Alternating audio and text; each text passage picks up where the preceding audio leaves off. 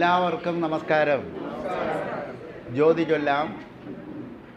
ജ്യോതിയാണ് ഈശ്വരൻ, ജ്യോതിയാണ് ഈശ്വരൻ, ജ്യോതിയാണ് ജ്യോതിയാണ് ജ്യോതിയാണ് ഈശ്വരൻ. സ്നേഹമാണ് ഈശ്വരൻ, കരുണയാണ് ഈശ്വരൻ, സ്നേഹമാണ് കരുണയാണ് ജ്യോതിയാണ് ഈശ്വരൻ. നാദമാണ് ഈശ്വരൻ, താളമാണ് ഈശ്വരൻ, നാദമാണ് താളമാണ് ജ്യോതിയാണ് ഈശ്വരൻ.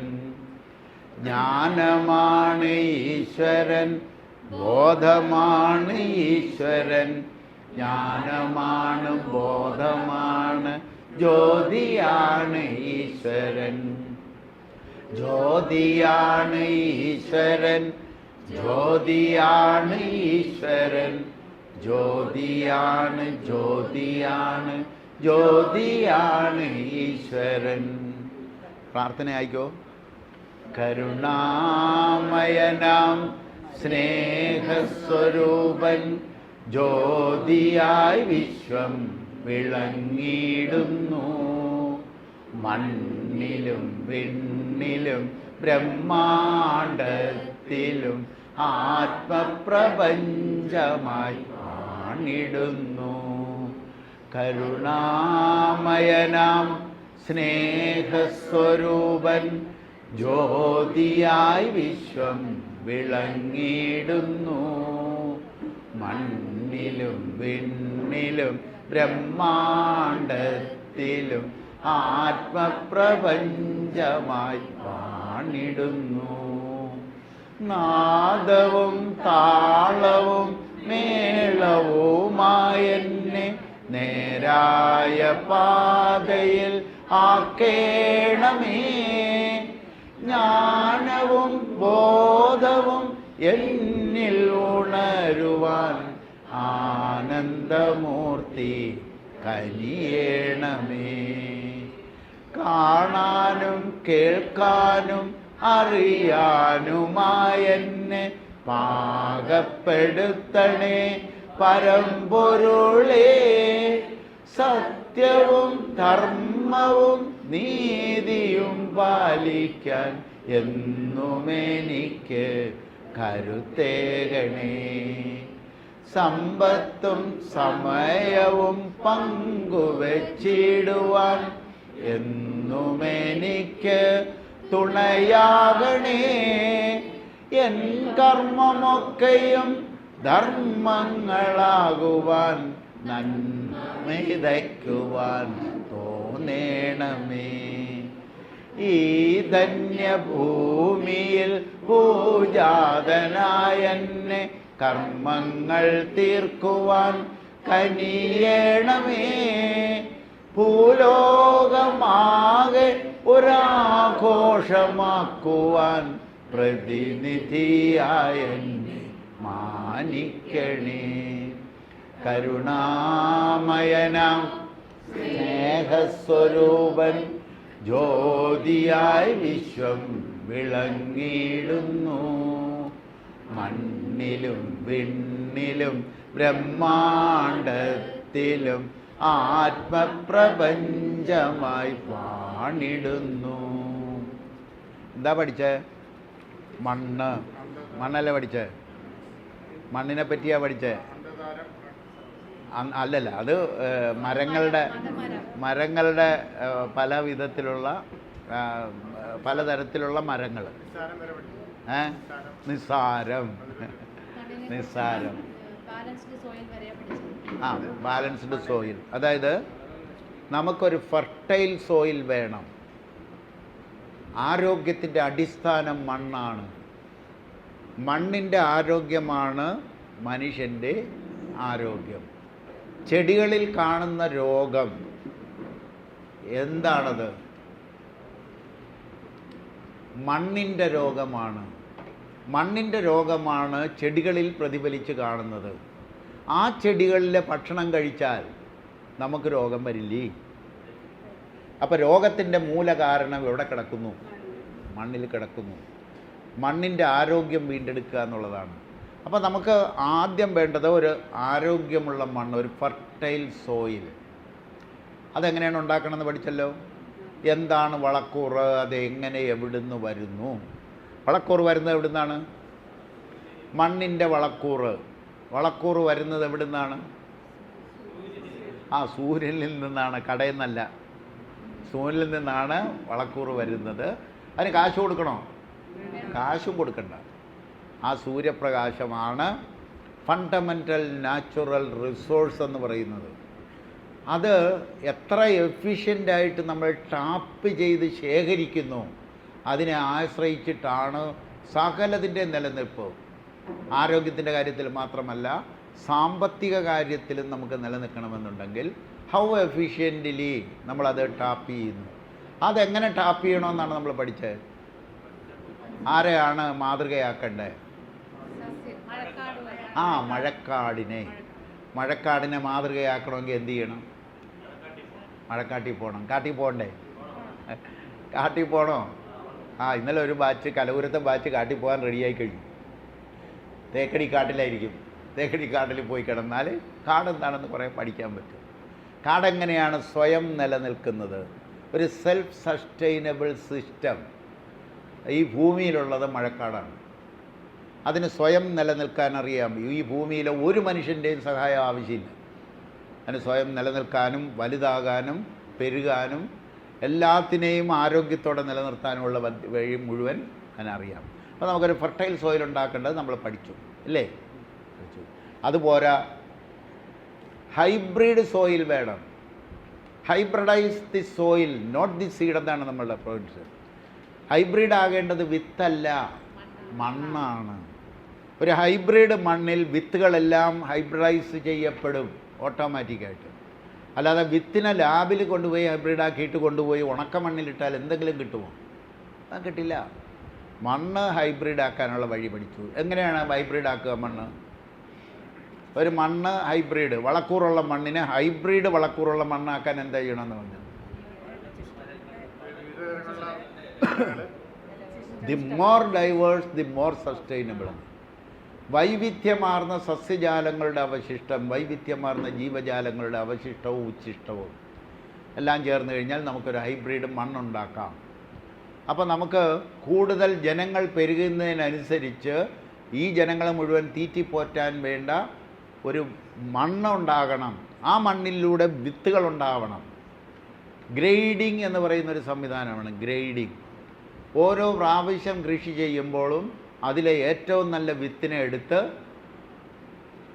സൂക്ഷിച്ച് വയ്ക്കുകയും അടുത്ത തലമുറ കൃഷി ചെയ്യുമ്പോൾ ആ വിത്ത് ഉപയോഗിക്കുകയും അതിനനുസരിച്ച് മണ്ണിനെ ഹൈബ്രിഡൈസ് ചെയ്യുകയും ചെയ്തുകൊണ്ടേയിരുന്നാൽ ഇന്ന് മാർക്കറ്റിൽ ഇറങ്ങിയിട്ടുള്ള ഹൈബ്രിഡ് വിത്തിനെ വെല്ലുന്ന വിത്ത് നമുക്കുണ്ടാക്കിയെടുക്കാം. അപ്പോൾ ആ വഴിക്കാണ് നമ്മൾ നോക്കേണ്ടത്. ഹൈബ്രിഡ് മണ്ണ്. അതും പോരാ, പിന്നെ ഏത് മണ്ണാണ് വേണ്ടേ? ഒരു ബാലൻസ്ഡ് സോയിൽ വേണം. ബാലൻസ്ഡ് സോയിൽ വേണം. കാരണം വിളകൾക്ക് എടുക്കാൻ പറ്റുന്ന ഇനം വളക്കൂറുണ്ട്. വിളകൾക്ക് എടുക്കാൻ പറ്റാത്തതും നമ്മുടെ ഹൈബ്രിഡ് മണ്ണിൽ വരും. അതിനെ വലിച്ചു മാറ്റിയതിന് ബാലൻസ്ഡ് സോയിൽ വേണം. ആ ബാലൻസ്ഡ് സോയിൽ എങ്ങനെ ഉണ്ടാക്കുക? ആർക്കാ ഉണ്ടാക്കാൻ പറ്റുക? കളകൾക്ക്. അപ്പോൾ അതും ബാലൻസായി. ഇനി ഏതാ വേണ്ടേ? ഇനി വേണ്ടത് ഒരു സൂപ്പർ സോയിലാണ്. സൂപ്പർ സോയിൽ മാർക്കറ്റിൽ ഇറക്കണം നമുക്ക്. അതാണ് നമ്മളെ അടുത്ത ലക്ഷ്യം. സൂപ്പർ സോയിൽ എന്ന് പറഞ്ഞ ഒരു സോയിൽ മാർക്കറ്റിൽ ഇറക്കിയിട്ട് ഒരു 5 കിലോ അല്ലെങ്കിൽ 6 കിലോ ഒരു ചട്ടിയിൽ ആ മണ്ണ് നിറച്ച് അതിനകത്തൊരു തക്കാളി ഇട്ടാൽ ആ തക്കാളി ഒരു മെഡിസിൻ ആയിരിക്കണം. ഒരു മത്തൻ വളർന്നാൽ ആ മത്തൻ ഒരു മെഡിസിൻ ആയിരിക്കണം. എല്ലാവിധ ട്രേസ് എലമെൻസും അതിനകത്തുണ്ടാവണം. എല്ലാവിധ പോഷകങ്ങളുമുള്ള ഒരു ഒരു ഒരു ഫ്രൂട്ടായിരിക്കണം അത്. ഒരു മത്തങ്ങയിലാണ് നമ്മളെല്ലാ ട്രേസ് എലമെൻറ്റും കയറ്റുന്നുവെന്നിരിക്കട്ടെ. ആ മത്തങ്ങ സ്ക്രാപ്പറിൽ ഉരച്ച് പച്ചയ്ക്ക് കഴിക്കുന്നു എന്നിരിക്കട്ടെ. ആധുനിക ചികിത്സാശാസ്ത്രത്തിൻ്റെ ഏത് ഡിപ്പാർട്ട്മെൻറ്റിൽ ഒഴിവാക്കാം? നോക്കണേ, എങ്ങനെ ഒഴിവാക്കാം? പൾമനറി ലങ്സ് പ്രോബ്ലം തീർക്കാം. ലങ്സ് പ്രോബ്ലം തീർക്കാതെ അടുത്ത കോവിഡിനെ നേരിടാൻ പറ്റില്ല. അടുത്ത കോവിഡിനെ നേരിടണമെന്നുണ്ടെങ്കിൽ അത് എന്ന് വരും? അടുത്ത കോവിഡ് എന്താ വരാൻ പോണേ? 2028 വരുമെന്ന്.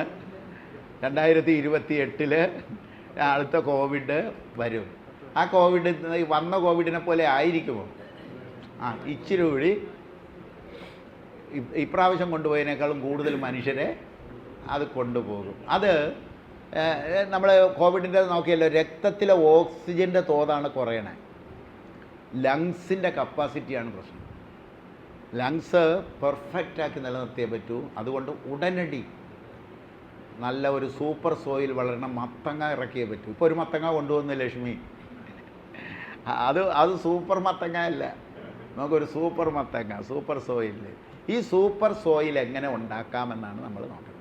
നമുക്കൊരു കാര്യം പഠിച്ചു, വളക്കൂറുണ്ടാക്കുന്ന മണ്ണ് പഠിച്ചു, അതിനെ ഹൈബ്രിഡ് ആക്കാൻ പഠിച്ചു, അതിനെ ബാലൻസ് ചെയ്തെടുക്കാനും പഠിച്ചു. ഇനി ഒരു സൂപ്പർ സോയിൽ ഉണ്ടാക്കണമെങ്കിൽ എന്തുകൂടി കയറിയാൽ മതി? അതിനകത്ത് എല്ലാ ട്രേസ് എലമെൻറ്റും കയറിയാൽ മതി. ട്രേസ് എലമെൻറ്റ്സ് കയറിയാൽ മതി.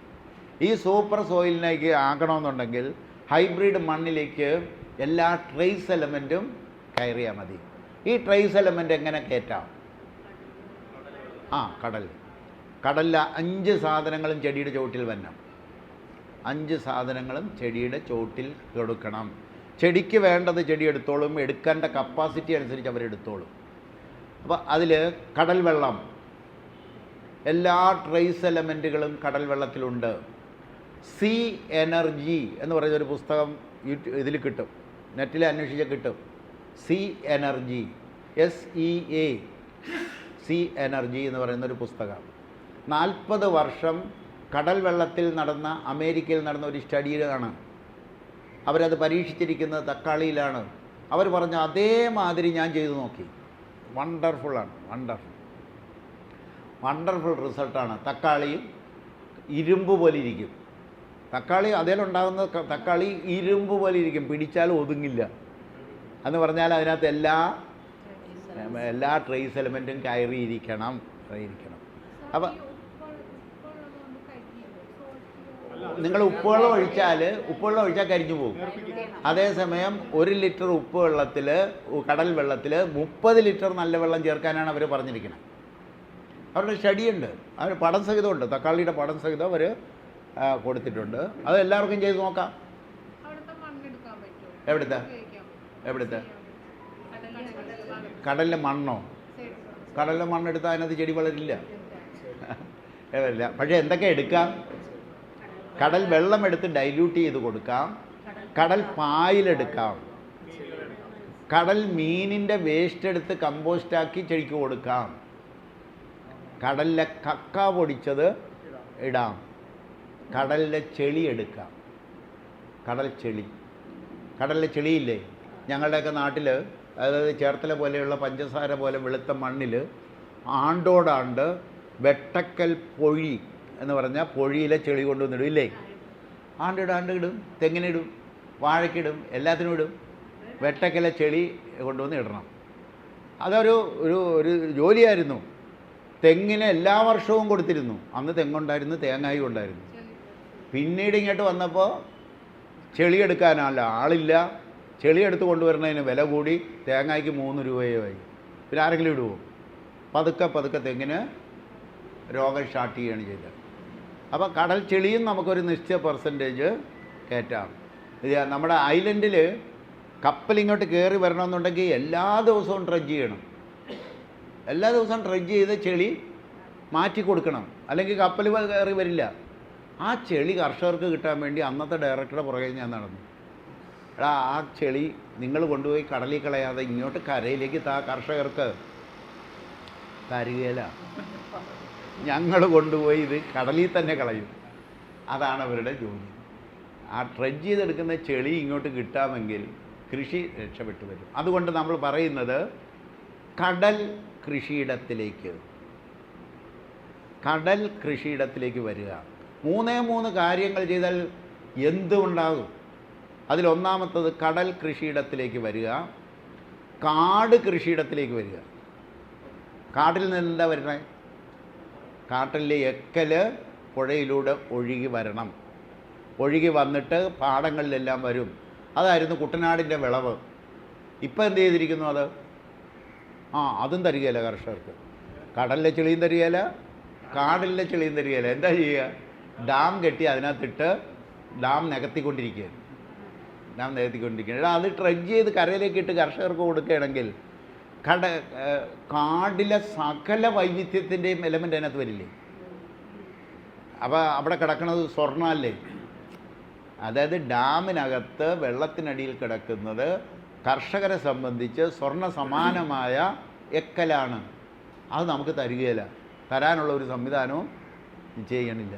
അത് ഈ ചെളിയൊക്കെ സക്ക് ചെയ്തെടുത്ത് കൊടുത്താലോ? ഇതും കൊടുക്കേണ്ടതല്ലേ? അപ്പോൾ കാട് കൃഷിയിടത്തിലേക്ക് വരിക. അപ്പോൾ കാട് കൃഷിയിടത്തിലേക്ക് വരിക, കടൽ കൃഷിയിടത്തിലേക്ക് വരിക, നാട് കൃഷിയിടത്തിലേക്ക് വരിക. നാടെന്ന് പറഞ്ഞാൽ എന്താ?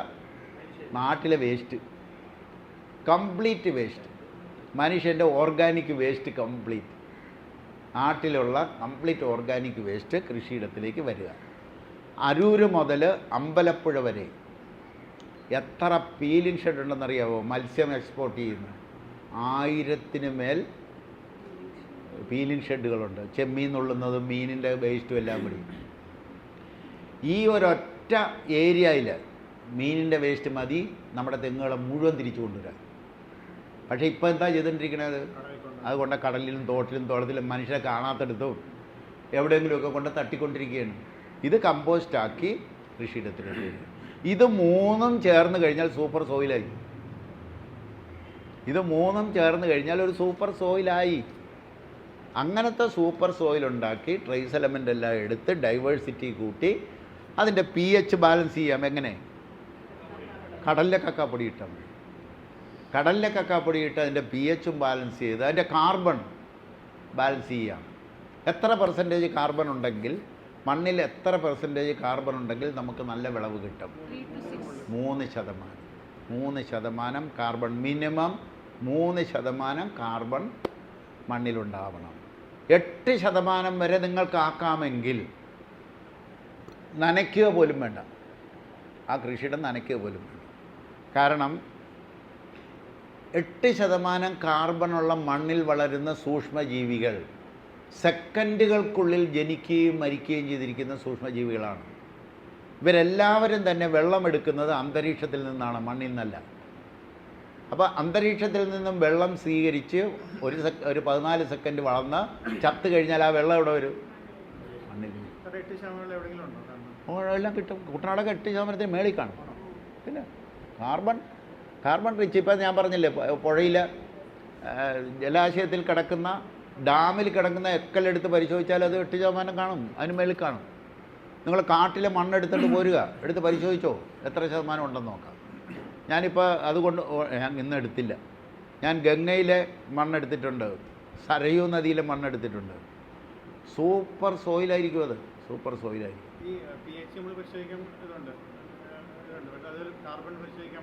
അല്ല, കാർബൺ പരിശോധിക്കണം എന്നുണ്ടെങ്കിൽ ലാബിൽ പരിശോധിക്കണം, അല്ലെങ്കിൽ കാർബൺ പരിശോധിക്കാനുള്ള കിറ്റ് ഇറങ്ങിയിട്ടുണ്ട്.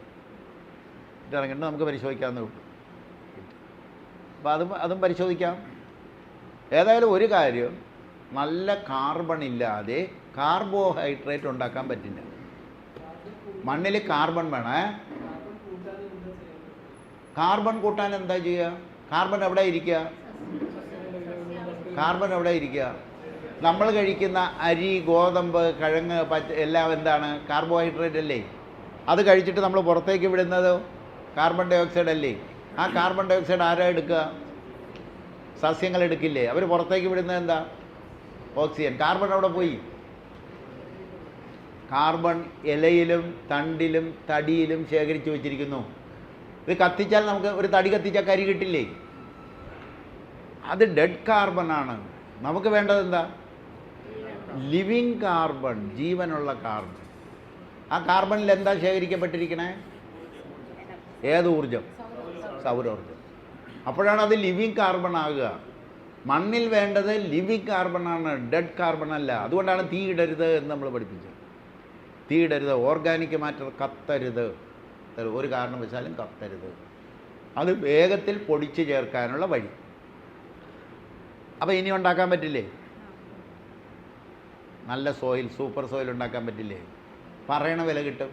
കാടിൻ്റെ ഓരങ്ങളിൽ താമസിക്കുന്ന മനുഷ്യർക്ക് കാട്ടിലെ ഇലകൾ വേണേൽ ശേഖരിക്കാം, അല്ലെങ്കിൽ കാട്ടിലെ മണ്ണിൽ കുറേ ശേഖരിക്കാം. അതായത് തേക്കടിയിൽ ആദിവാസികൾക്ക് മണ്ണര കമ്പോസ്റ്റിൻ്റെ ട്രെയിനിങ് കൊടുത്തു. കാരണം ചപ്പിയോറുകൾ ഒരുപാടുണ്ട്. മണ്ണരയും കൊടുത്തു, മണ്ണര കമ്പോസ്റ്റിൻ്റെ ട്രെയിനിങ്ങും കൊടുത്ത് അവസാനം അവർ കമ്പോസ്റ്റ് ഉണ്ടാക്കി വിൽക്കാൻ തുടങ്ങി. അവസാനമായപ്പോൾ അവർ കമ്പോസ്റ്റ് ഉണ്ടാക്കലില്ല. അവരെന്താ ചെയ്ത്? അവരുടെ മണ്ണ് വാരി പാക്കറ്റിലാക്കി കൊടുത്തു. കാരണം ആ മണ്ണ് തന്നെ കമ്പോസ്റ്റാണ്. അവസാനം പിന്നെ ആ സ്കീം നിർത്തേണ്ടി വന്നു. അല്ലെങ്കിൽ കാട്ടിലുള്ള അവരുടെ മണ്ണ് മുഴുവൻ എല്ലാം കഴിയും. കാട്ടിലെ മണ്ണ്, അതായത് നമ്മൾ കാട്ടിൽ പോകുമ്പോൾ പഠിപ്പിച്ചു തരും. ഒരു കാട്ടിലെ മണ്ണ് എത്രമാത്രം റിച്ചാണ്, അതിൻ്റെ കൊളൈഡൽ കപ്പാസിറ്റി, മണ്ണ് വാരിയെടുത്ത് ഉരുട്ടിയാൽ എങ്ങനെ ഉരുണ്ടിരിക്കും, പിടിച്ചിരിക്കുമോ എന്നൊക്കെ നോക്കാം. അത് ഈർപ്പം നിലനിർത്താനുള്ള കഴിവാണ് അതങ്ങനെ ഇരിക്കുക. അവിടെയാണ് കാട്ടിൽ വെള്ളം പിടിച്ചു നിർത്തി, ഓർഗാനിക് മാറ്ററിൽ വെള്ളം പിടിച്ചു നിർത്തിയിട്ട് കണ്ണിന് കണ്ണീരെന്ന പോലെ കാട്ടരുവിയിലേക്ക്, നീർച്ചാലിലേക്ക് ഇറ്റിച്ചു കൊടുക്കും. കണ്ണിന് കണ്ണീര് എവിടുന്നാണ് വരണേ? ഓരോ പ്രാവശ്യം കണ്ണടക്കുമ്പോഴും ഇച്ചിരിച്ച വെള്ളം കൊടുത്തേണ്ടിരിക്കും. ഡ്രിപ്പ് ഇറിഗേഷനാണ്. അപ്പോൾ കണ്ണിന് കണ്ണീര് എങ്ങനെയാണോ കൊടുക്കുന്നത് അങ്ങനെ ഭൂമിയിൽ കാട്ടിൽ നിന്നും പുഴയിലേക്ക്, കാട്ടരുവിയിലേക്ക് വെള്ളം ഇറ്റിച്ചു കൊടുത്തുകൊണ്ടേയിരിക്കും. 365 ദിവസവും പുഴയിലൂടെ വെള്ളം ഒഴുകണത് അങ്ങനെയാണ്, ഒഴുകിക്കൊണ്ടിരിക്കുന്ന ഒരു സംവിധാനം. അപ്പോൾ സോയിൽ പഠിച്ചല്ലോ. ഇത് ചെയ്താൽ നമ്മൾ വിജയിച്ചു. ഒരു സൂപ്പർ സോയിൽ ഉണ്ടാക്കി മാർക്കറ്റിൽ ഇറക്കണം. നല്ല ബിസിനസ് സ്കോപ്പാണ്. സൂപ്പർ സോയിൽ ഉണ്ടാക്കി മാർക്കറ്റിൽ ഇറക്കിയാൽ എല്ലാവരും മേടിച്ചോളും. കാരണം എന്താണെന്ന് വെച്ചാൽ ഇന്ന് കുട്ടികളിലുണ്ടാകുന്ന ഓട്ടിസം, പിന്നെ ഹൈപ്പർ ആക്റ്റീവ് ഓട്ടിസം, മന്ദബുദ്ധികൾ, അംഗവൈകല്യമുള്ള കുട്ടികൾ പിറക്കുന്നതിൻ്റെ എണ്ണം കൂടിക്കൊണ്ടിരിക്കുന്നു. അതിന് പരിഹാരം എന്താ കണ്ടുപിടിച്ചിരിക്കണേ? മെൻ്റലി റിട്ടാർഡ് ആയിട്ടുള്ള കുട്ടികളെ പഠിപ്പിക്കാനുള്ള അധ്യാപകരെ സ്കൂളും ഉണ്ടാക്കലാണ്. അത് ആ സൊല്യൂഷൻ കണ്ടുപിടിച്ചിരിക്കണേ. ഇത് വരാതിരിക്കണമെന്നുണ്ടെങ്കിൽ അമ്മമാർ പ്രഗ്നൻസി പീരീഡിൽ അമ്മമാർ ഡിവൈൻ ആക്കണമെന്നുണ്ടെങ്കിൽ അമ്മമാരുടെ ഗർഭപാത്രത്തിലെ ജലത്തിൻ്റെ ക്വാളിറ്റി നിലനിർത്താൻ ഉതകുന്ന ഭക്ഷണം അവർ കഴിക്കണം. അത് കഴിക്കണമെന്നുണ്ടെങ്കിൽ ഈ സൂപ്പർ സോയിൽ വന്നാലേ നടക്കുകയുള്ളൂ. അതായത് നമ്മളുടെ ഈ സൂപ്പർ സോയിൽ ഉണ്ടാക്കുന്നത് കൃഷിക്ക് വേണ്ടി മാത്രമല്ല, അനന്തര തലമുറ മെച്ചപ്പെട്ടതാക്കാൻ, രോഗമില്ലാത്ത അവസ്ഥയിലാക്കാൻ. അതാരുടെ ജോലിയാണ്? എന്ത് ധർമ്മമാണ്? അതെന്ത് ധർമ്മമാണ്? അനന്തര തലമുറ മെച്ചപ്പെട്ടതാക്കേണ്ടത് കുലധർമ്മം പാലിക്കലാണ് സൂപ്പർ സോയിൽ ഉണ്ടാക്കൽ. ഇപ്പോൾ സൂപ്പർ സോയിൽ എല്ലാവരും ആരാണ് കൺവീനിയൻറ്റ്? നമുക്ക് നോക്കാം. ഇത് മാർക്കറ്റ് അവർ ചെയ്തോളൂ. സാധനം വിറ്റ് കിട്ടിയാൽ പോരെ, ഉണ്ടാക്കാനാണ് പ്രയാസം. ഉണ്ടാക്കാൻ പറ്റുന്നവർ ഉണ്ടാക്കിക്കൊള്ളുക സൂപ്പർ സോയിൽ. ഇനി നമുക്ക് കൃഷിയിലെ വേറെയുള്ള പ്രശ്നം എന്താ? മണ്ണായി കഴിഞ്ഞു. ഇനി എന്താ വേണ്ടത്? രോഗം മണ്ണിൻ്റെതാണെന്ന് പഠിച്ചു കഴിഞ്ഞു. മണ്ണിൻ്റെ രോഗമാണ് സസ്യങ്ങളിൽ പ്രതിഫലിച്ച് കാണുന്നത്. അപ്പോൾ മണ്ണ് റെഡിയായി കഴിഞ്ഞാൽ രോഗം മാറി. ഹൈബ്രിഡ് വിത്ത് ഉണ്ടാക്കണമെന്ന് പഠിച്ചു കഴിഞ്ഞു. ഇനി കൃഷിയിൽ എന്തുകൂടി വേണമെന്ന് പറയാം. കൃഷി ചെയ്യണില്ല. എന്തുകൊണ്ടാണ്? സ്ഥലം വേണം, മനസ്സ് വേണം. മനസ്സായില്ലേ? മനസ്സായി. മനസ്സെന്താണെന്ന് പഠിച്ചില്ലേ? മനസ്സെന്താണ്. അപ്പോൾ പിന്നെ ഭക്ഷണം ഉണ്ടാക്കാതിരിക്കുന്നതിൻ്റെ കുഴപ്പം എന്താ? ഭക്ഷണം വേണ്ടി കൃഷി ചെയ്യാത്ത മനുഷ്യരാരായിരിക്കും?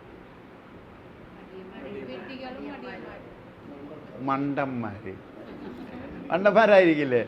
സ്വന്തം ഭക്ഷണത്തിൽ വിഷം കലർത്തിയ ജീവിയാണ് നമ്മൾ, അല്ലേ? സ്വന്തം ഭക്ഷണത്തിൽ, മക്കൾ കഴിക്കേണ്ട ഭക്ഷണത്തിൽ വിഷം കലർത്തി പോഷകമൂല്യമില്ലാത്തതുണ്ടാക്കി വയറ് നിറച്ച് വളർത്തിക്കൊണ്ടുവരുന്നു. എന്നിട്ട് പിള്ളേരാണ് കുറ്റം പറയണത്. ഇന്നത്തെ പിള്ളേർ പറഞ്ഞാൽ കേൾക്കില്ല, തലതിരിഞ്ഞതാണ് എന്നൊക്കെയല്ലേ പറയുക. ആരാ ഇതിൻ്റെ കുറ്റം? ആ പേരൻസ് തന്നെയല്ലേ കുറ്റം.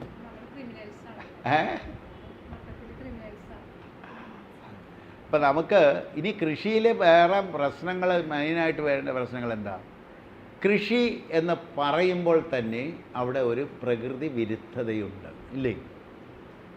ഉണ്ടോ ഇല്ലേ? പ്രകൃതി വിരുദ്ധതയില്ലേ? ഉണ്ടോ ഇല്ലയോ? ഉണ്ട്. കാര്യം എന്താ? നമ്മൾ കുറേ ചെടികളെ സെലക്ട് ചെയ്തെടുത്തു, കുറേ ചെടികളെ കളഞ്ഞിട്ട് നമുക്ക് വേണ്ട കുറേ ചെടികളെ തിരഞ്ഞെടുക്കുമ്പോൾ അവിടെ ഒരു പ്രകൃതി വിരുദ്ധതയുണ്ട്. കാടാവാനൊരു വെമ്പൽ പ്രകൃതിയിൽ എവിടെ നോക്കിയാലും കാണാം, ഇല്ലേ? മനുഷ്യൻ കയറാതിരുന്നു നിങ്ങളുടെ വീട് ഇപ്പം നല്ല വൃത്തിയായിട്ടൊക്കെ കിടക്കുകയാണ്. ഗേറ്റും പൂട്ടിയിട്ടിട്ടൊന്ന് കറങ്ങാൻ പോയി 15 വർഷം കഴിഞ്ഞ് തിരിച്ചു വരുമ്പോൾ ആ വീട് എങ്ങനെയായിരിക്കും? പുല്ല് പിടിച്ച്, കുറ്റിച്ചെടി പിടിച്ച്, കെട്ടിടത്തിൻ്റെ മേളിൽ കോൺക്രീറ്റ് ആയിരുന്നു, പൊട്ടിക്കില്ലെന്നാണ് വിചാരിച്ചത്. അവിടെ ആര് പിടിക്കും? ആലും കൂടി പിടിച്ചിട്ട് പൊട്ടിച്ച് താഴെ ഇടും. താഴെ ഇട്ട് കഴിഞ്ഞാൽ താഴെ വീഴുന്ന എല്ലാം കൂടി, ഇലകളെല്ലാം കൂടി അതിനെ പൊടിക്കാൻ ബാക്ടീരിയ വന്ന്, മണ്ണര വന്ന് മണ്ണൊഴുതു മറിച്ച് അവിടെ കാടാക്കി മാറ്റിയിരിക്കുന്നത് കാണാം. അപ്പോൾ കാടാകാനൊരു വെമ്പൽ എവിടെയും ഇല്ലേ? കാടാകാനൊരു വെമ്പലുണ്ട്. മനുഷ്യൻ കെട്ടിയ കൊട്ടാരങ്ങളെപ്പോലും ഇടിച്ച് നിരപ്പാക്കി കാടാക്കി മാറ്റുന്ന പ്രക്രിയ പ്രകൃതിയിൽ എവിടെ നോക്കിയാലും കാണാം. കാടാവാനുള്ള പ്രകൃതിയുടെ ഈ വെമ്പലിനോട് ഇണങ്ങിച്ചേർന്നുകൊണ്ടൊരു കൃഷി ആവില്ലേ? കാടാവാനൊരു വെമ്പലുണ്ട്, പ്രകൃതിക്കൊരു വെമ്പലുണ്ട്. എങ്കിൽ കാടിനെ പോലെ നമുക്ക് കൃഷി ചെയ്തെടുത്തുകൂടെ? കാടിനെ മാതൃകയാക്കിക്കൊണ്ട് കാടിനോട് ഇണങ്ങി പോലെ നോക്കുന്ന രീതിയിൽ കൃഷി ചെയ്താൽ കൃഷിയിൽ പ്രശ്നങ്ങൾ ഒഴിവാകും. അപ്പോൾ നമ്മൾ കൃഷി തുടങ്ങുമ്പോൾ കുറച്ച് സെലക്റ്റീവായിട്ടുള്ള ചെടികൾ മാത്രം സെലക്ട് ചെയ്തെടുക്കുന്നത് കൊണ്ട് അവിടെ ചില ജീവികളുടെ ആക്രമണം ഉണ്ടാകും. അതിൻ്റെ പേരെന്താണ്? കീടം. അപ്പോൾ ഇനി കീടം എന്താണെന്ന് പഠിക്കണ്ടേ? കീടം എന്താണെന്നാണ് പഠിക്കേണ്ടത്. കാരണം ചെടികളിലുണ്ടാകുന്ന കീടങ്ങളെ നിയന്ത്രിക്കാൻ നമ്മൾ പഠിച്ചേ പറ്റൂ. കീടം എന്നൊരു ജീവി ഈ ഭൂമുഖത്തില്ല. കീടമെന്നും പറഞ്ഞിട്ട് പ്രകൃതി ആരെയും സൃഷ്ടിച്ചിട്ടില്ല. ഓരോ ജീവിക്കും ആ ജീവിയുടേതായ ധർമ്മം നിറവേറ്റാനുണ്ട്. ഏതെങ്കിലും ഒരു ജീവി പ്രകൃതി വിരുദ്ധമായി അനധികൃതമായി പെരുകാനും പ്രകൃതി അനുവദിക്കില്ല. കീടം എന്ന് പറയുന്ന ഒരു ജീവി ഇല്ലാത്തതുപോലെ തന്നെ ഒരു ജീവിയും അനധികൃതമായി പെരുകാനും പ്രകൃതി അനുവദിക്കില്ല. എങ്ങനെയാ അത് നിയന്ത്രിക്കുക?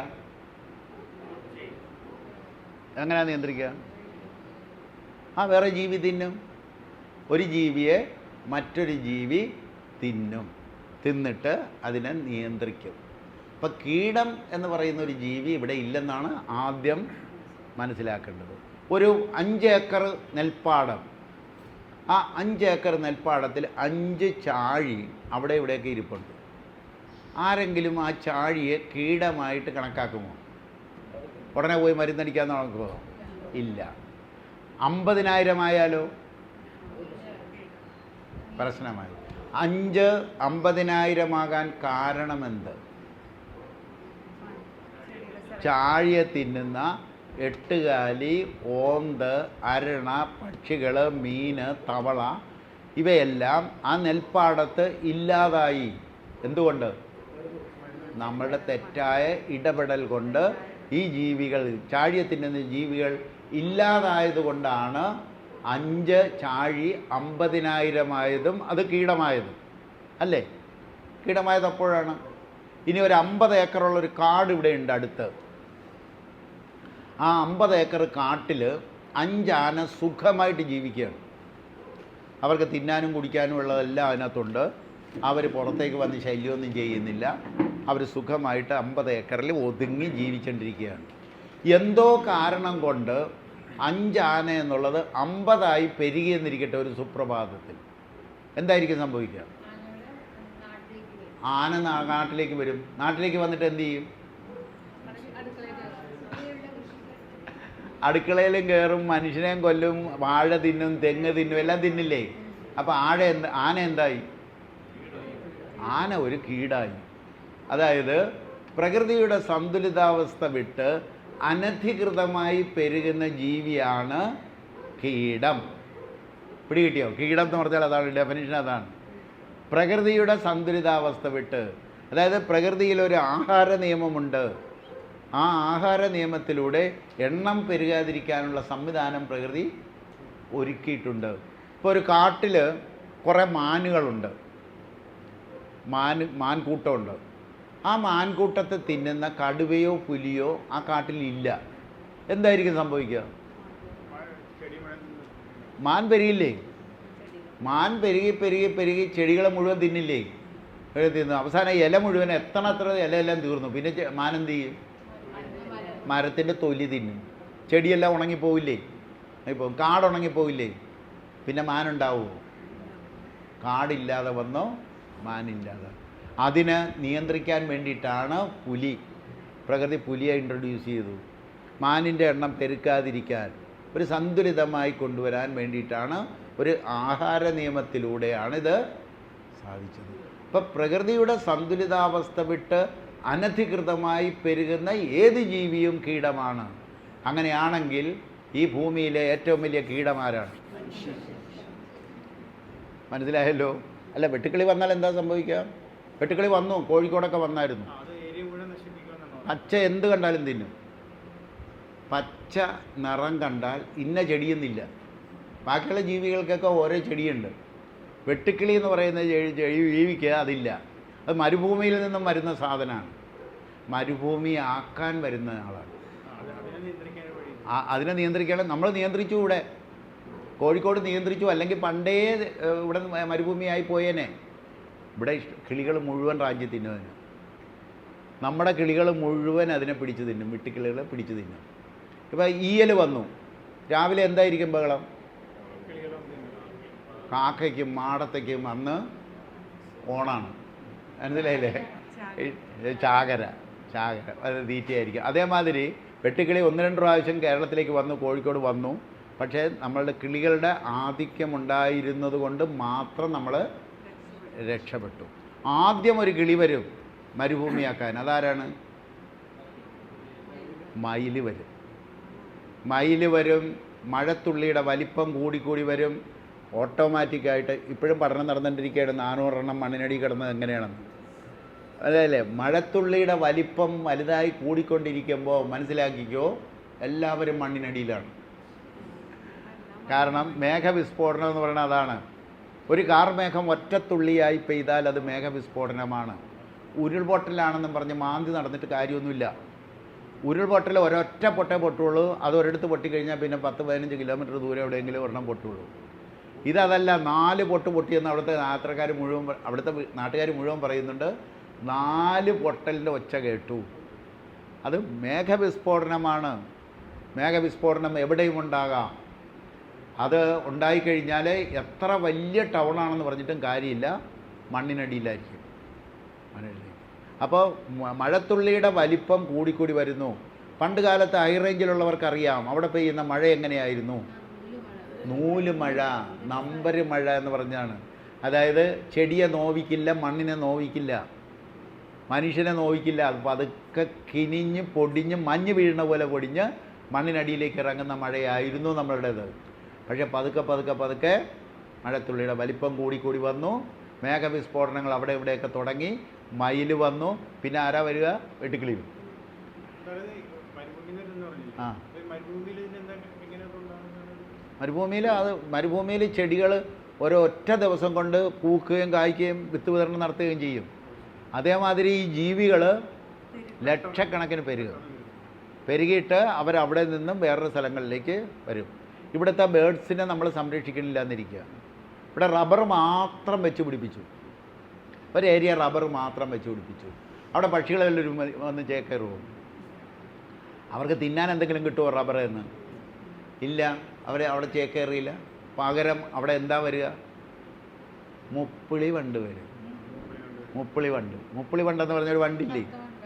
കറുത്ത കോട്ടരുമ എന്ന് പറയും. കോട്ടരുമ എന്ന് പറയുന്നൊരു സാധനമാണ്. റബ്ബർ മേഖലയിൽ മുഴുവൻ അത് നിറഞ്ഞു. നിങ്ങൾക്ക് കാഞ്ഞിരപ്പള്ളി ഒരു ഏരിയയിൽ ഞങ്ങളെവിടെ എവിടെയാണ് എവിടെയോ ഒരു വീട്ടിൽ ചെന്നപ്പോൾ അവർ പറഞ്ഞു വീട്ടിലോട്ട് വരാൻ പറഞ്ഞു. ഞങ്ങൾ ആ വീട്ടിൽ ചെല്ലുമ്പോൾ വീട് മുഴുവൻ ഇരുട്ടിൽ കിടക്കുന്നു. അവിടെ ഇരുട്ട്, അവിടെ ആരും ഇല്ലേ. ഞങ്ങൾ ഗേറ്റിൻ്റെ കിടന്ന് വിളിച്ചപ്പോൾ പറഞ്ഞു ഓണ്ട് ഇങ്ങ് പോര്, നിങ്ങളെന്താ വെട്ടം കത്തിക്കാത്ത, വെട്ട ഇടാൻ പറ്റില്ല. വെട്ട ഇട്ടിട്ടുണ്ടെങ്കിൽ ലക്ഷക്കണക്കിന് കോട്ടരുമ വന്നിട്ട് നമ്മളെ പൊതിയും, വീടും പൊതിയും, തിന്നണ പാത്രത്തിലും മൂക്കിലും കാതിലും ഒക്കെ കയറുകയും ചെയ്യും. അത് കാരണം വിളക്ക് കത്തിക്കാൻ പറ്റാത്ത രീതിയിൽ കോട്ടരുമ എന്ന് പറയുന്ന ജീവി പെരുകി. എന്തേ കാര്യം? ഒരു മുപ്പിളി വണ്ടെന്ന് പറയുന്നത് എന്താ കാര്യം? അതിനെ തിന്നുന്ന പക്ഷികൾ അവിടെ ഇല്ല, അതിനെ നിയന്ത്രിക്കുന്ന സംവിധാനം അവിടെ ഇല്ല, പെരുകും. അതാണ് നമ്മളുടെ ജോലി. ഒരു റബ്ബർ തോട്ടത്തെ എങ്ങനെ ഇക്കോളജിക്കലി ഡിസൈൻ ചെയ്യാം, ഒരു തേയിലത്തോട്ടത്തിനെ എങ്ങനെ ഇക്കോളജിക്കലി ഡിസൈൻ ചെയ്യാം, എങ്ങനെ ഉരുൾപൊട്ടലില്ലാത്ത വിധത്തിൽ അതിനെ ലാൻഡ്സ്കേപ്പ് ചെയ്യാം, ഇതൊക്കെയാണ് നമ്മളുടെ ജോലി. ചെയ്യാം. അല്ലാതെ മാന്തി എടുത്തിട്ട് അതാണ് ഇതാണെന്നും പറഞ്ഞ് ഡിസ്കഷൻ നടത്തലല്ല നമ്മുടെ ജോലി. സൊല്യൂഷൻ വരണം. സൊല്യൂഷൻ എന്താണ്? നമ്മുടെ സയൻസിൻ്റെ ജോലി. Ecology is A science of solution. ഭൂമിയിലെ സകലമാന പ്രശ്നങ്ങൾക്കും ശാശ്വതമായ ലളിതമായ പരിഹാരം നിർദ്ദേശിക്കാനാണ് സയൻസ്. ഇക്കോളജി പഠിക്കണത് അതിനാണ്. ഇതിനൊക്കെ പരിഹാരം വരണം. വയനാട്ടിൽ നടന്നതിന് പരിഹാരം വയ്ക്കണം, മുന്നോട്ട് പരിഹാരം ഉണ്ടാക്കി കാണിച്ചു കൊടുക്കണം. അപ്പോൾ അത് എങ്ങനെയാണെന്ന് മനസ്സിലായി കഴിഞ്ഞാൽ ചെയ്യാം.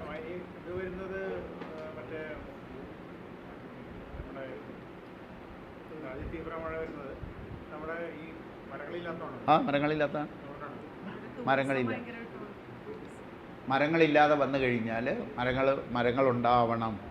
കാട് മുഴുവൻ തീയിട്ട് നശിപ്പിച്ചുകൊണ്ടിരിക്കുന്നു. ഈ വർഷവും തീയിട്ടു കാടിന്. ഈ വർഷവും കാടിന് തീയിട്ടു മനുഷ്യരിടുന്ന തീയാണ്. കേരളത്തിൽ കാട്ടുതീയില്ല. ആമസോൺ വനാന്തരങ്ങളിൽ കാട്ടുതീ ഉണ്ടാകാം, കേരളത്തിൽ കാട്ടുതീയില്ല. മനുഷ്യൻ ഇടുന്ന തീ മാത്രമേ ഉള്ളൂ. കത്തിച്ചുകൊണ്ടിരുന്നാൽ അനുഭവിക്കേണ്ടി വരും, വേറെ യാതൊരു നിർവാഹവും ഇല്ല. അപ്പം മയിലുകൾ വളരണം, നിങ്ങൾ തടയൊന്നും വേണ്ട. നിങ്ങളുടെ കൃഷിയിടം ഡെൻസാക്കിയാൽ അവിടെ മയിലല്ല വരിക, വേറെ ആര് വരും? വീട്ടിൽ വന്നാൽ കാണിച്ചു തരാം, ഒരു കിളി വരും. 1.5 ഏക്കറേ ഉള്ള എൻ്റെ വീട്, 1.5 ഏക്കർ.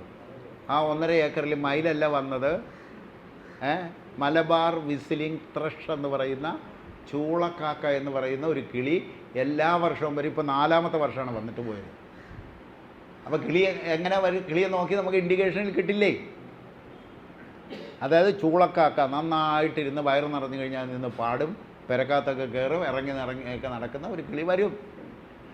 നിങ്ങൾ വലിപ്പം നമ്മുടെ ഒരു കുയിലിൻ്റെ എന്നെക്കാളും ചെറുതാണ്, കുയിലിനേക്കാളും ചെറുതാണ്.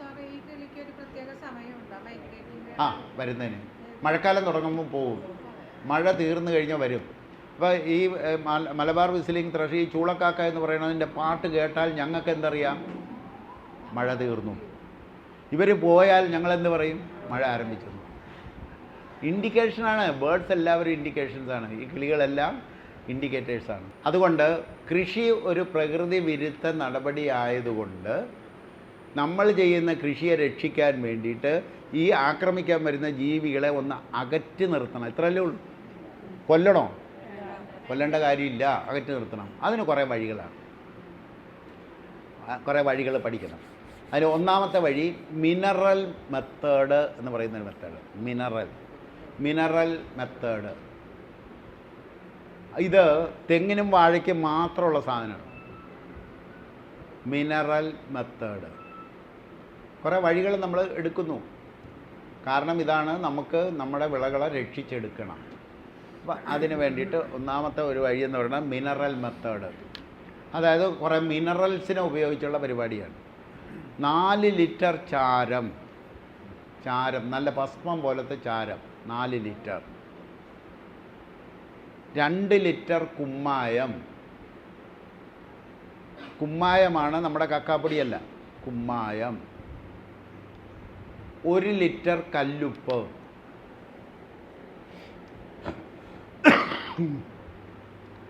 20 ലിറ്റർ വെള്ളം.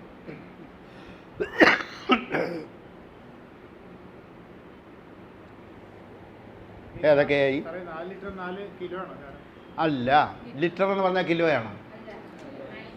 അല്ല, എങ്ങനെ എടുക്കാം? ഓരോ മഗ് മേടിച്ചാൽ മതി. അതായത് 1 ലിറ്ററിൻ്റെ മഗ് മേടിക്കാൻ കിട്ടും. അപ്പം 4 മഗ് ചാരം ഇടുക, 2 മഗ് കുമ്മായ ഇടുക, 1 മഗ് കല്ലുപ്പിടുക, 20 ലിറ്റർ വെള്ളം ഒഴിക്കുക. ഒരു സൊല്യൂഷൻ കിട്ടിയില്ലേ? അത് റേഷ്യോ കിട്ടിയില്ലേ? റേഷ്യോ കിട്ടി കലക്കിയാൽ ഇതിലൊരു അഡ്വാൻറ്റേജ് എന്താണെന്ന് വെച്ചാൽ എത്ര നാൾ വേണേലും കേടുകൂടാതിരിക്കും. ഇത് 2 വിളകൾക്ക് മാത്രമുള്ളതാണ്, തെങ്ങിനും വാഴയ്ക്കും. അതിൽ വാഴയാണ് പ്രധാനം. വാഴയ്ക്ക് ഇപ്പം നിങ്ങളുടെ പറമ്പിൽ വാഴയ്ക്ക് കൂമ്പടപ്പ് രോഗം വന്നിട്ടുണ്ട് എങ്കിൽ, കൂമ്പടപ്പ് രോഗം എന്ന് പറഞ്ഞാൽ അറിയാമോ? കൂമ്പ് പുറത്തോട്ട് തള്ളി വരില്ല, ചീഞ്ഞു പോകും. കൂമ്പടപ്പ് രോഗം വന്നിട്ടുണ്ട് എങ്കിൽ പിന്നീട് ആ പറമ്പിൽ വാഴ വെക്കണമെന്നുണ്ടെങ്കിൽ ഈ ഒരു സൊല്യൂഷൻ ഇല്ലേ, നമ്മൾ ഉണ്ടാക്കിയ സൊല്യൂഷൻ, വാഴയ്ക്കൊരു തടമെടുത്ത് ഒരു 3 ലിറ്റർ അതിനകത്ത് ഒഴിച്ച് കലക്കിയതിന് ശേഷം മാത്രമേ അതിനകത്ത് വെക്കാൻ പാടുള്ളൂ. ഒരു വാഴയ്ക്കെങ്കിലും കൂമ്പടപ്പ് രോഗം വന്നിട്ടുണ്ടെങ്കിൽ പിന്നീടുള്ള വാഴകൾക്ക് പടിപടിയായി എല്ലാ വാഴയ്ക്കും വരുന്നത്. വരാതിരിക്കണമെന്നുണ്ടെങ്കിൽ വാഴയ്ക്ക് തടമെടുത്തിട്ട് അതിനകത്ത് 3 ലിറ്റർ ഇതൊഴിച്ച് ഇച്ചിരി വെള്ളം ഒഴിച്ച് കലക്കി അതിൽ മണ്ണിൽ പതിയണം, മണ്ണിൽ നല്ലോണം ചേരണം. അത് കൂമ്പടപ്പ് രോഗം എന്ന് പറയുന്നത് കരിക്കൻ എന്ന് പറഞ്ഞൊരു സാധനമാണ്. കരിക്കൻ നിമറ്റോഡെന്ന് പറയും. നിമറ്റോഡ്സ് എന്നാണ് നിമാവിരകൾ എന്ന് പറയുന്ന സാധനം. നിമാവിരകൾ ഇതെന്താണെന്നൊന്നും നമ്മൾ പഠിക്കണ്ട. നിങ്ങൾക്ക് പഠിക്കണമെന്നുണ്ടെങ്കിൽ ഒരു കാര്യം ചെയ്താൽ മതി. കൂമ്പടപ്പ് വന്ന വാഴ വെട്ടി അതിൻ്റെ മാണം കയ്യിലെടുക്കുക, മാണത്തിൻ്റെ വേരെല്ലാം ചെത്തിക്കളയുക. മാണം എന്ന് പറഞ്ഞാൽ അറിയാലോ, അതിൻ്റെ മണ്ണിനടിയിലിരിക്കുന്ന സാധനം എല്ലാം ചെത്തിക്കളഞ്ഞ് വേര് ചെത്തിക്കളഞ്ഞ് നല്ല വൃത്തിയായിട്ട് കഴുകുക. മേശപ്പുറത്ത് വെച്ചിട്ട് 4 ഇഞ്ച് വീതിയിൽ വട്ടം കണ്ടിക്കുക. പഠിക്കുക എന്താണ് സംഭവിച്ചിരിക്കണത് എന്നുള്ളത്. കൂമ്പടപ്പ് എന്താണെന്നുള്ളത് അതിൻ്റെ ചുവട്ടിൽ പഠിച്ചാൽ മനസ്സിലാവും. അത് ഞാൻ കരിക്കൻ എന്ന് പറഞ്ഞ ഒരു സാധനം തുളച്ച് അതിൻ്റെ ഉള്ളിലേക്ക് വരുന്ന ഒരു നിശ്ചിത പരിധി വരെ വന്നാൽ കുഴപ്പമില്ല. അതിനുള്ളിലേക്ക് കിടന്നാൽ അവിടെ രോഗം സ്റ്റാർട്ട് ചെയ്യും. മണ്ണിലുള്ളതാണത്. ഈ നിമാവര എന്ന് പറയുന്നത് വരയല്ല, നമ്മുടെ മണ്ണരയല്ല, കണ്ണിൽ കൊണ്ട് കാണാൻ പറ്റാത്ത ഒരു സൂക്ഷ്മജീവിയാണ്. കണ്ണുകൊണ്ട് കാണാൻ പറ്റാത്ത ഒരു സൂക്ഷ്മജീവിയാണ് ഇത്. മണ്ണിൽ ഉണ്ടാകാൻ കാരണം മണ്ണിൻ്റെ അസിഡിറ്റിയാണ് പ്രധാനം. അതാ ആദ്യം പുതിയ വാഴ വെക്കാം നമുക്ക്, എന്നിട്ട് പഴയ വാഴയ്ക്ക് എന്ത് ചെയ്യണമെന്ന് നോക്കാം. അപ്പോൾ ആദ്യം ഒരു പുതിയ വാഴ വയ്ക്കാൻ പോവുകയാണ്. ഒരു വാഴയ്ക്ക് രോഗം കണ്ടു നമ്മുടെ പറമ്പിൽ, അപ്പോൾ പിന്നെ ഒരു പുതിയ വാഴ വയ്ക്കാൻ പോവുകയാണ്. വാഴ വയ്ക്കാൻ നേരത്ത് 3 ലിറ്റർ ഇതൊഴിച്ച് കലക്കുക. ഇത് തടമെടുത്തു, നമ്മൾ വാഴയ്ക്ക് ആദ്യം തടമെടുത്ത്, എന്നിട്ട് എന്ത് ചെയ്യണം? ഒരു പിടി മണ്ണ് വാരി ഉണ്ട പിടിച്ച് നോക്കുക, തിരിച്ചങ്ങോട്ട് ഇട്ടേക്കുക. ഒന്നും ചെയ്യണ്ട, ഒരു ഉണ്ട പിടിച്ചിട്ട് തിരിച്ചങ്ങോട്ട് ഇട്ടേക്കുക. ഈ 3 ലിറ്റർ ഒഴിച്ച് കലക്കി വെള്ളം നനച്ചതിന് ശേഷം വീണ്ടും ഒരു പിടി മണൽ വാരി ഉണ്ട പിടിക്കുക. അപ്പോൾ നിങ്ങൾക്കൊരു സെൻസ് കിട്ടും മണ്ണ് എങ്ങനെ ഇരിക്കണം എന്ന്. അതായത് ഒരു കൃഷിക്ക് അനുയോജ്യമായ മണ്ണ് എങ്ങനെ ആയിരിക്കണം എന്നുള്ളൊരു ഫീലിംഗ് നിങ്ങൾക്ക് ഓരോരുത്തർക്കും കിട്ടും. അത് അതിൻ്റെ കൊളൈഡൽ കപ്പാസിറ്റി, ഉരുണ്ട് കൂടുന്നതിൻ്റെ കപ്പാസിറ്റി നമുക്ക് മനസ്സിലാകും. പിന്നെ നിങ്ങളൊരു വാഴ വെക്കാൻ ചെല്ലുന്ന നേരത്ത് അവിടെ ചെന്നേച്ചാൽ ആ മണ്ണെടുത്തൊന്നും ഉണ്ട പിടിച്ച് നോക്കിയേച്ചും വാഴ വയ്ക്കാൻ കൊള്ളില്ല, ഉടനെ ഇത് ഇണക്കിക്കോളും. അതൊന്ന് മനസ്സിലാകും. പിടി കിട്ടിയില്ലേ? അത് പരീക്ഷണം. നമ്മുടെ ശരീരം ഒരു ലാബറട്ടറിയാണ്, വലിയ ഒരു ലാബറട്ടറി. മനുഷ്യനുണ്ടാക്കാൻ പറ്റാത്ത ഒരു ലാബറട്ടറിയാണ്. അത് പിടികിട്ടും, സാധനം പിടികിട്ടും. അപ്പോൾ ഇതൊഴിച്ച് അങ്ങോട്ട് വെച്ചു, വാഴ വെച്ചു, ഒരൊറ്റ വേര് വരില്ല. എന്താ കാര്യം? കുമ്മായം വേരിനെ കൊല്ലുന്നതാണ്, ഉപ്പ് വേരിനെ കൊല്ലുന്നതാണ്, ചാരം വേര് വരാത്ത ഒന്നാണ്. അപ്പോൾ ഉടനെ തന്നെ വയ്ക്കാമോ? അതായത് ഇത് ഒഴിച്ചു കഴിഞ്ഞാൽ ഒരു 15 ദിവസം കഴിഞ്ഞിട്ടേ അതിനകത്ത് വാഴ വെക്കാൻ പാടുള്ളൂ. ബാക്ടീരിയൽ ആക്ഷൻ സംഭവിച്ചതിന് ശേഷം മാത്രമേ അതിനകത്ത് വാഴ വയ്ക്കാൻ പാടുള്ളൂ. ഉടനെ തന്നെ വയ്ക്കരുത്. എന്നാൽ നമ്മൾ കർഷകരല്ലേ, ഉടനെ വാഴ വെക്കണം. എന്ത് ചെയ്താൽ മതി? നമ്മൾ കർഷകരാണ്, ഉടനെ തന്നെ എനിക്ക് വാഴ വെക്കണം. തടമെടുത്തു, ഇതൊഴിച്ചു, കാത്തിരിക്കാനൊന്നും പറ്റില്ല. ഇച്ചിരി പച്ചച്ചാണകം ഇട്ട് നനച്ചാൽ മതി.